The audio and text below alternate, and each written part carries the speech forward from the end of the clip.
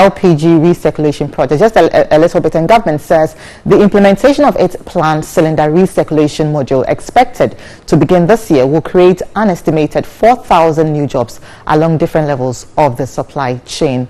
An official statement from the Corporate Affairs Division of the National Petroleum Authority, NPA, said direct job losses are estimated to be about 400 in relation to the estimated number of refilling plants that will be converted to auto gas outlets. Direct job creation is, however, estimated to be over 4,500 in relation to new jobs. It further noted this does not affect current job of LPG bulk transporters, LPG bulk distribution companies, and LPG bulk storage companies, or the retail outlets that will transition into distribution centers. However, in a fresh concern raised, the LPG bulk storage and distribution companies insist the move by government will put them out of business. They fear their members will lose their jobs.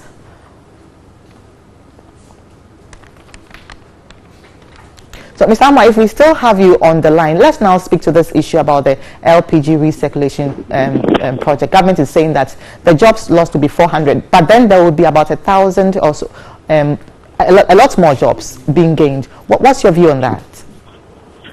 Indeed, I would continue to plead with the government to hasten slowly with the LPG recirculation program. Some of us have suggested that if it was possible, the government should run the program parallel to what the current system already dictates, so that whatever shortcomings, whatever challenges the cylinder recirculation program would have, will take time to correct them before killing existing jobs altogether. And so we will continue to impress on government to hasten but slowly. If it was possible to even do a pilot for 5 years, we should go ahead and do a pilot, knowing that we are able to do whatever corrections necessary before throwing out the current operators altogether. Anything short, Ghanaians will be in for some difficult times if the cylinder recirculation program comes up against any unforeseen challenges that might get them out of business.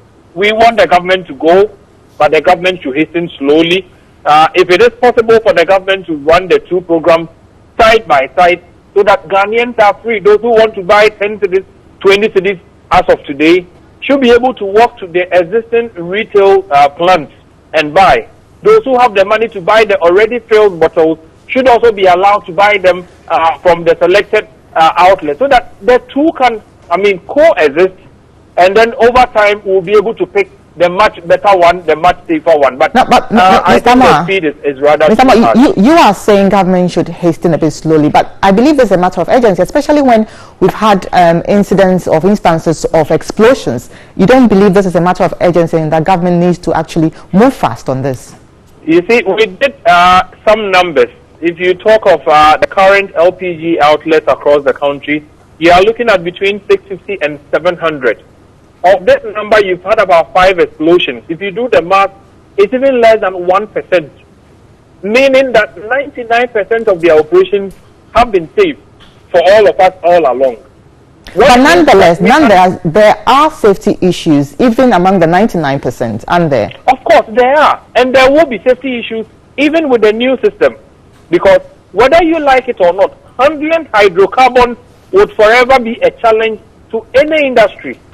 And we want to believe that so long as the operations are not too hazardous to all of us, 99% safe, what it means is that if we could even encourage and improve their safety mechanisms, they might be able to deliver 100%. Unfortunately, if you lump them together and you collapse all of them for the dangers one or two have posed, you may not be fair to all of them, especially knowing that some of them have contracted loans. Some have used their pension funds to set up these establishments. If you collapse them within a year, we think that that will be rather too harsh, and the government should hasten a bit slowly on this one. Mr. Amwa, many thanks for your time. And that was Duncan Amwa, who is the Executive Secretary of the Chamber of Petroleum Consumers.